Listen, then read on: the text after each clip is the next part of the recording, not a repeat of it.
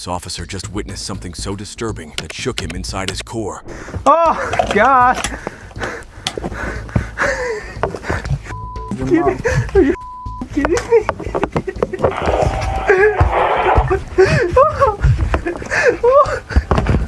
He's here. Hey, buddy. Hey, man. He's okay. Yeah. Hey, buddy. Why? Oh, God. It all begins on a quiet evening in a small neighborhood. When the police arrived at the scene after a 911 call, they found a mother standing outside her house. Call had warned about her possibly harming her children. It was 5:10 p.m., and the officers had been dispatched only minutes earlier. One officer approached the woman calmly and asked if she was carrying any weapons. She said no, but admitted to having a gun inside. Her eyes looked tired, and she spoke softly but with anger in her voice. She said she felt like she wasn't herself. The officer asked what made her so upset. She said both her kids kept crying. It felt like one never stopped before the other started. The woman looked around as if searching for someone to help her. She mentioned her husband was on his way and would reach in about 45 minutes. She said he was loud and made things worse. When the officers asked her about the children, she said they were inside and around 2 to 4 years old. She was unsure what to do anymore. Her emotions seemed too heavy for her to carry. The police moved slowly, trying to calm her down without triggering more stress. The scene was tense, but under control. Hello, ma'am. You want to come over here? I can get you help. Just come with me. No weapons on you? No. No? That cigarette helping you out? Keeping you calm? No, I don't No. even got a lighter. You don't got a lighter? All right. I can try and get you one. You want to come with me? What's going on today? Why do you want to hurt yourself? What's bothering you? No, what's wrong with What do you mean, what's wrong with you? I'm here to help you. 5'10", such a... this? Isn't me. What isn't you, ma'am? I'm not like this. I don't feel like this. Feel how? Have 2.5 with a 41, clear for medical. Don't feel like how, ma'am? Just mad and angry. Okay. And then I got this guy and he stops crying. The other one starts crying. So the kids just keep crying? Are they okay? Where are they at? You can go inside. How old are they? The officers slowly walked toward the house. Inside, they found 2 small children. The older one looked about 4 years old and had a confused expression, held a balloon in his hand. The officer smiled and asked him his name. The child mumbled something and stayed quiet.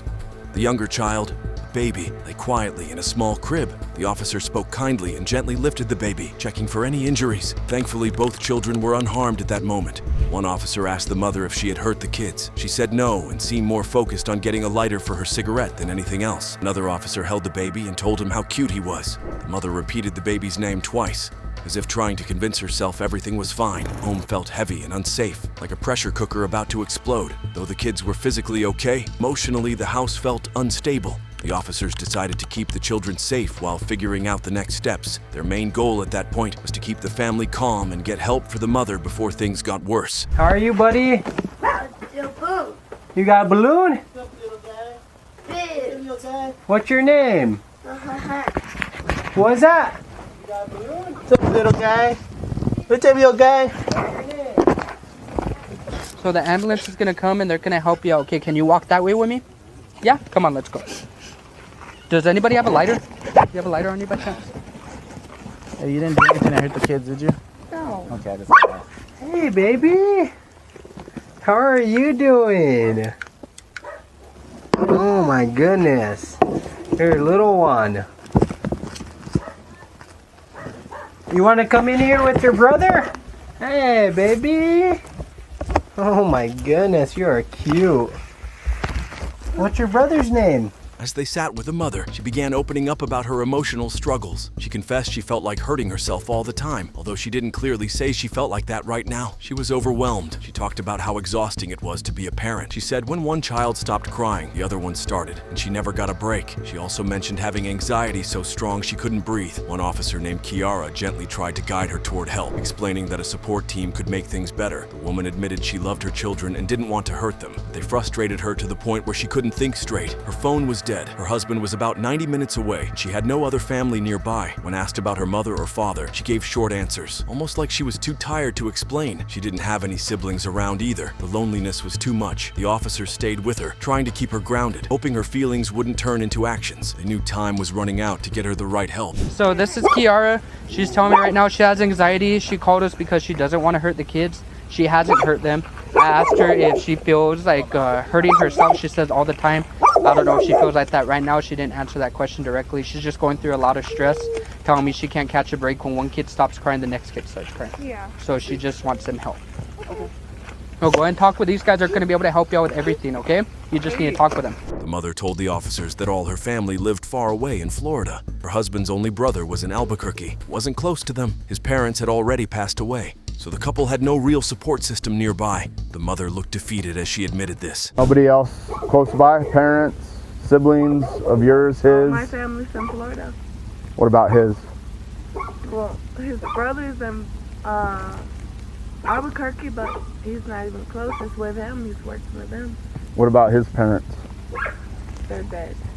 Oh, okay. So just a brother in Albuquerque that he's not close with, and that's it? That's it, yeah. Okay. One of the officers sat with the children, especially the baby who was crying loudly. He rubbed the baby's back and said it was okay to cry. The officer tried to distract the child by asking if he was excited to go to school. The baby just sniffled. The mother had been seen before by emergency services a month earlier when she was taken to the hospital. At that time, nothing dangerous had been reported. She had been home alone with the children then too. The father had come back later that day, but according to the officer, he hadn't been involved much. The officers talked quietly among themselves, realizing the situation had layers of emotional and mental breakdowns. They decided not to leave her alone anymore. The home was clean but filled with stress. The children looked scared but safe. The mother sat still, lost in thought, unsure of how to move forward. You're alright. Hey, you're alright.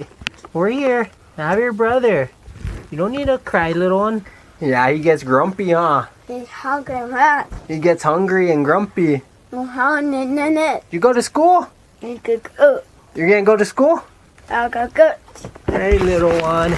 You alright? We're here. We're here, baby. Crying? He's fine. He could cry. He's just a little one.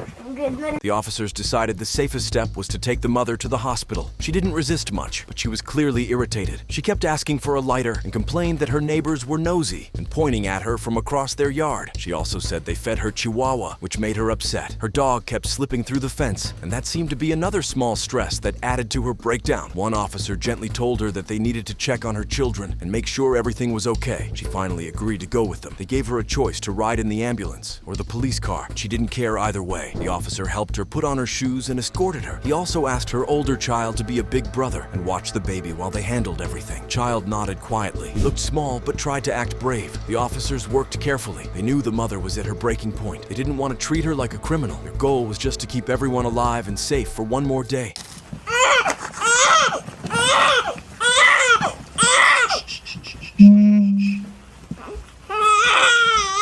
I called you guys. I get that, and that's why we're here trying to help you. Well, why did nobody help me get a lighter? And now my neighbors are being nosy. What? They're in their yard, just leave them. Pointing their big old fat fingers over here. Let them, why did it just bug you? They want to do that, just let them They do do it. it every day, and then they feed my chihuahua. And give her Why is water, your and chihuahua then she over there? barfs and pukes inside. Why is your chihuahua even over there? Because she goes under the fence. Oh.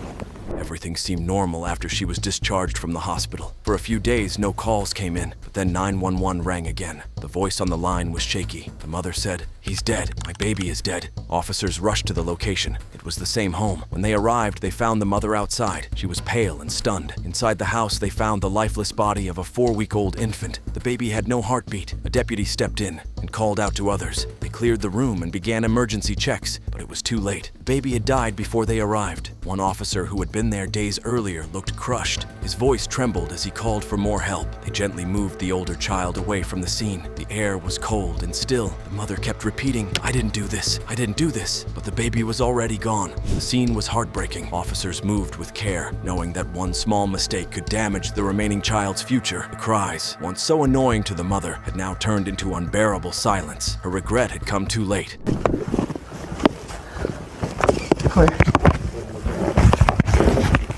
Claire.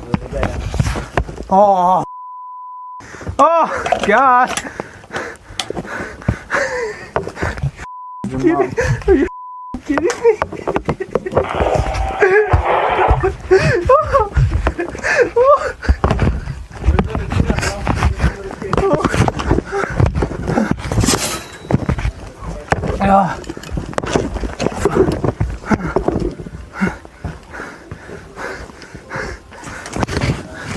Oh, hey, I found him.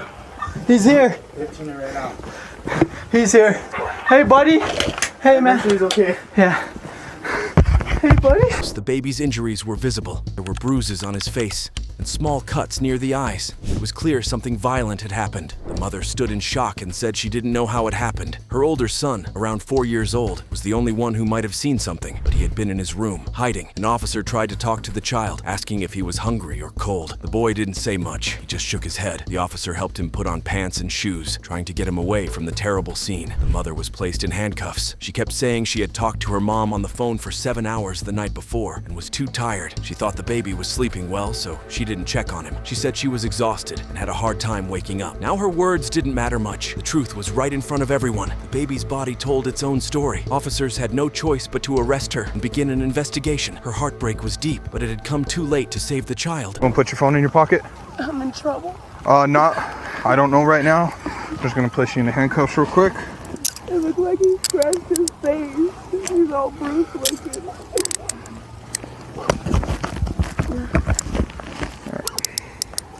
I know I had a call, but I did not do this. All right, ma'am. Well, we're just gonna figure out what's going on, okay? I'm not the ones inside the house right now, so I'm too sure. We're gonna walk this way. 525 Central. I don't understand why I'm being placed in cuffs.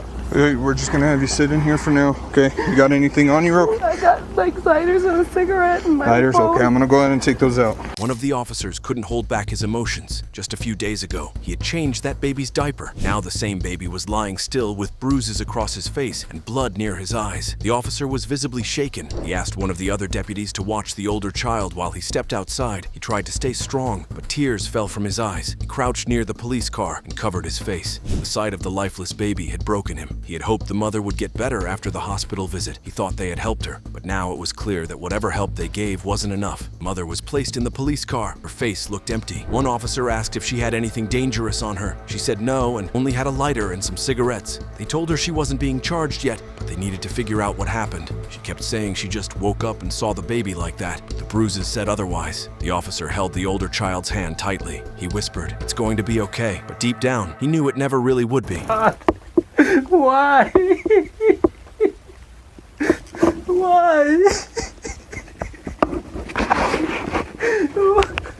Oh,